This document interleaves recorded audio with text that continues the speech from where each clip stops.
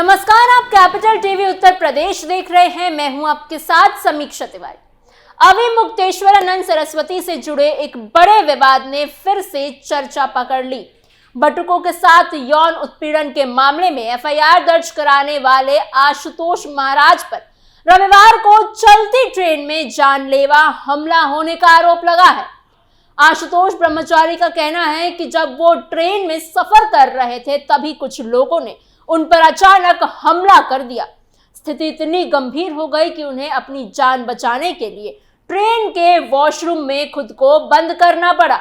उनके मुताबिक उन्होंने वहीं से जीआरपी को फोन किया और पूरी घटना की जानकारी दी और मदद मांगी। इस हमले के पीछे उन्होंने सीधे तौर पर स्वामी अविमुक्तेश्वरानंद, उनके शिष्य मुकुंदानंद और कुछ दूसरे लोगों को जिम्मेदार ठहराया है। आशुतोष ब्रह्मचारी का आरोप है कि यह हमला उन्हें डराने और चुप कराने के लिए लिया गया था। दूसरी तरफ स्वामी अविमुक्तेश्वरानंद ने इन सभी आरोपों को पूरी तरह से झूठा बताया। उनका कहना है कि उन्हें इस मामले में बेवजह बदनाम किया जा रहा है। उन्होंने इस पूरे विवाद को साजिश करार देते हुए योगी आदित्यनाथ सरकार पर भी सवाल उठाए।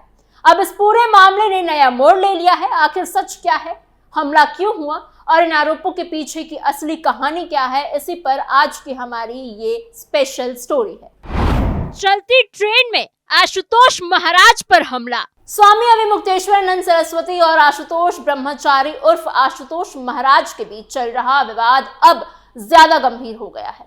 रविवार को आशुतोष महाराज ने दावा किया कि उन पर चलती ट्रेन में जानलेवा हमला किया गया। इस घटना के बाद पूरे मामले ने नया मोड़ ले लिया है और दोनों पक्षों के बीच आरोप प्रत्यारोप तेज हो गई है। आशुतोष महाराज ने इस घटना के पीछे बड़ी साजिश होने की बात कही है।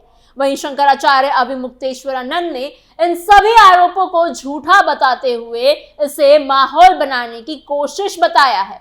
फिलहाल पुलिस ने शिकायत के आधार पर मामला दर्ज कर लिया है और जांच शुरू कर दी है। आशुतोष महाराज ने बताया कि वो रीवा एक्सप्रेस ट्रेन से गाजियाबाद से प्रयागराज जा रहे थे।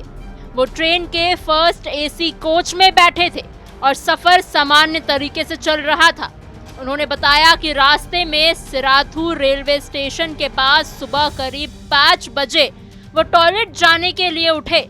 जब वो बोगी के गेट के पास पहुंचे तो वहां एक आदमी खड़ा दिखाई दिया। उन्हें लगा कि शायद वो कोई यात्री होगा जो अगले स्टेशन पर उतरने के लिए दरवाजे के पास खड़ा है। आशुतोष महाराज के मुताबिक जैसे ही वो उसके पास से आगे बढ़े, उस आदमी ने पीछे से उन पर हमला कर दिया। उन्होंने बताया कि हमलावर के हाथ में धारदार हथियार था और उसने सीधे उनके चेहरे पर वार करने की कोशिश की। आशुतोष महाराज का कहना है कि उस व्यक्ति ने उसकी नाक काटने की कोशिश की और उनके चेहरे और हाथ पर कई वार किए। इस हमले में उन्हें गंभीर चोटें आई और काफी खून बहने लगा। हमले की जिम्मेदारी लेने का दावा। आशुतोष ब्रह्मचारी के मुताबिक वो किसी तरह अपनी जान बचाकर भागे और ट्रेन के टॉयलेट में खुद को बंद कर लिया।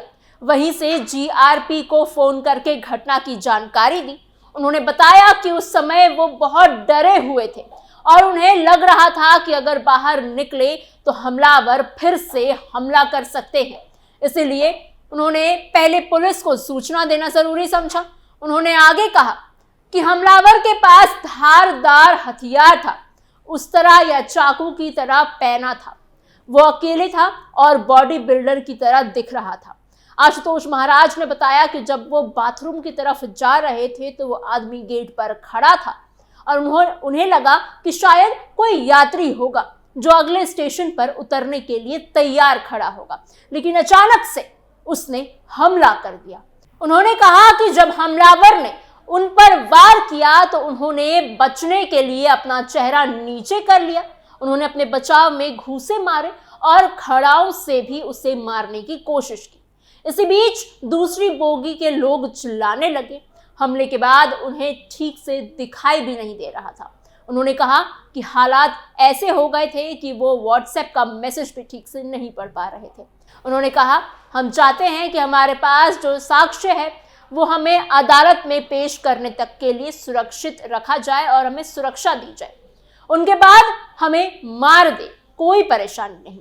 उन्होंने आगे कहा कि हमलावर ने खुद इस बात को स्वीकारा है कि उसने हमला क्यों किया। आशुतोष महाराज के अनुसार हमलावर कह रहा था कि तुमने हमारे गुरु के खिलाफ पॉक्सो का मुकदमा कराया है, हम तुम्हारी नाक काटकर उनके चरणों में चढ़ाएंगे। आशुतोष महाराज ने कहा कि उन्होंने इस मामले से जुड़े सबूत पुलिस तक पहुंचा दिए हैं।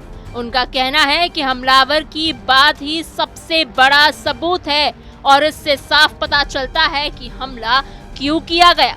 मेडिकल कॉलेज में जांच के बाद जब वो सर्किट हाउस पहुंचे तो उन्होंने मीडिया से बात की।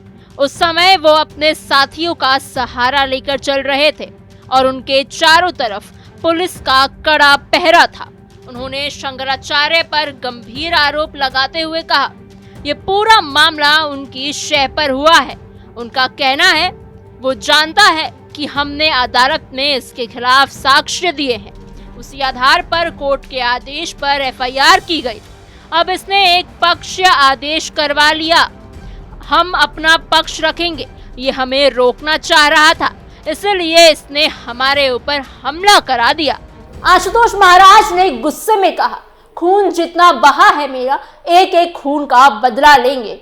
उन्होंने ये भी कहा कि हमलावर बार बार यही कह रहा था कि तुम्हारी नाक काटकर अपने गुरु के चरणों में चढ़ानी है। हालांकि उन्होंने ये भी कहा कि वो बदला कानून के जरिए लेंगे। उन्होंने कहा, हम उनको कानून से मारेंगे। झूठ बोलता है, अपने ऊपर कोई हमला करा लेगा क्या? वो अपनी नाक कटवा कर देख ले। उन्होंने बताया कि हमले के बाद उन्हें ठीक से दिखाई भी नहीं दे रहा था और सुबह से उनका बार बार चेकअप हो रहा है। उन्होंने कहा कि रिपोर्ट में कई गड़बड़ियां सामने आ रही है। इस पूरे मामले के बीच सोशल मीडिया पर एक दावा सामने आया है। आशुतोष महाराज पर हमले की जिम्मेदारी डॉक्टर स्वाति अघोरे नाम की एक फेसबुक अकाउंट से ली गई है। उस पोस्ट में लिखा गया है कि बोला था ना, हमारे लोगों के हत्थे मत चढ़ना। हालांकि पुलिस ये जांच कर रही है कि यह अकाउंट असली है या किसी ने फर्जी अकाउंट बनाकर ये पोस्ट किया है। फेसबुक प्रोफाइल के अनुसार डॉक्टर स्वाति अघोरी ने खुद को सनातनी बेटी, अघोरी साधक और वेद पुराण उपनिषद की प्रवक्ता बताया है। प्रोफाइल में उनकी लोकेशन गंगोत्री बताई गई है और उन्होंने खुद को गंगोत्री काल भैरव युवा वाहिनी का राष्ट्रीय अध्यक्ष भी बताया है। दूध का दूध, पानी का पानी। दूसरी तरफ स्वामी अविमुक्तेश्वरानंद ने इस पूरे मामले को झूठा बताया है। उन्होंने कहा कि उन्हें जानकारी मिली है कि ट्रेन में अटेंडेंट ने बताया कि जब आशुतोष महाराज बाथरूम में गए थे तब वो बिल्कुल ठीक थे। उन्होंने कहा, पता चला है ट्रेन का अटेंडेंट कह रहा है कि बाथरूम में गए तब तो ठीक थे, बाहर निकलने के बाद इनका ये हाल हो गया। बाहर आने के बाद किसने मार दिया ये बताया जाए। ये बनावट है, माहौल बनाने के लिए, सुरक्षा पाने के लिए। उन्होंने ये भी कहा कि अगर ट्रेन में ऐसा हमला हुआ है तो ये भी बड़ा सवाल है कि क्या भारत सरकार की रेल सुरक्षित नहीं रह गई। उन्होंने कहा कि अगर कोई व्यक्ति टिकट लेकर ट्रेन में सफर कर रहा है तो उसकी सुरक्षा की जिम्मेदारी जीआरपी की होती है। शंकराचार्य ने कहा, आशुतोष हो या कोई और, अगर कोई टिकट लेकर यात्रा कर रहा है तो सुरक्षा में लगी जीआरपी कहाँ है? कैसे हमला हो जाएगा? इसका जवाब केंद्र को देना होगा। आशुतोष महाराज के इस आरोप पर कि वो सबूत देने जा रहे थे इसलिए हमला हुआ, शंकराचार्य ने कहा कि निष्पक्ष जांच होनी चाहिए। उन्होंने कहा कि निष्पक्ष जांच हो, दूध का दूध और पानी का पानी किया जाए। जो शुरू से ही जांच के साथ है वो हमला क्यों करवाएगा? हम तो यात्रा लेकर निकले हैं, हमें क्या पता कि वो कब कहां जा रहे हैं। ऐसे में हमारे ऊपर आरोप लगाने का मतलब सिर्फ मीडिया का अटेंशन पाना है, यात्रा से ध्यान भटकाने की कोशिश है।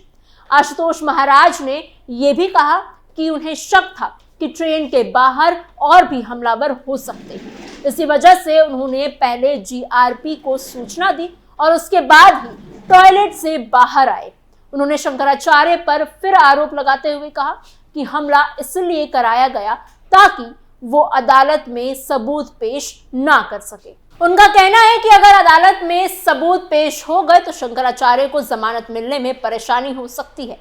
इससे पहले भी आशुतोष ब्रह्मचारी महाराज ने अभिमुक्तेश्वरानंद की यात्रा पर सवाल उठाए थे। उन्होंने आरोप लगाया था कि अभिमुक्तेश्वरानंद यात्रा के बहाने प्रशासन पर दबाव बनाने की कोशिश कर रहे हैं और हिंदुओं को वर्गलाने की साजिश रच रहे हैं। उन्होंने ये भी कहा कि शंकराचार्य की गतिविधियों पर नजर रखी जानी चाहिए ताकि वो यात्रा के नाम पर कहीं और ना भाग जाए। उन्होंने आरोप लगाया था कि वो बटुकों के आसपास के जिलों में इसलिए जा रहे हैं ताकि नाबालिगों को डराया जा सके। अब चलती ट्रेन में हुए इस हमले के बाद पूरा मामला और ज्यादा चर्चा में आ गया है। एक तरफ आशुतोष महाराज लगातार कह रहे हैं कि उनके पास सबूत है और वो अदालत में उन्हें पेश करेंगे, वहीं दूसरी तरफ शंकराचार्य इन सभी आरोपों को पूरी तरह से झूठा बता रहे हैं। फिलहाल पुलिस पूरे मामले की जांच कर रही है। ट्रेन में क्या हुआ, हमला किसने किया और इसके पीछे असली वजह क्या है, ये सब जांच के बाद ही साफ हो पाएगा। अभी दोनों पक्ष अपनी अपनी बातें रख रहे हैं, लेकिन सच्चाई क्या है इसका फैसला जांच की अदालत की प्रक्रिया के बाद ही सामने आएगा। यही वजह है कि इस पूरे मामले पर अब सबकी नजरें टिकी हुई हैं और लोग इंतजार कर रहे हैं कि आखिर इस विवाद की असली सच्चाई क्या निकलकर सामने आती है। फिलहाल इस बड़ी खबर में इतना ही। आपको हमारी खबर कैसी लगी, आपके क्या सोच विचार हैं? आपको क्या लगता है कि ये हमला किस कारण हुआ, किसने करवाया होगा, ये हमें कमेंट बॉक्स में जरूर बताइएगा। ऐसी और खबरों के लिए और इस खबर पर और अपडेट के लिए बने रहिए कैपिटल टीवी उत्तर प्रदेश के साथ।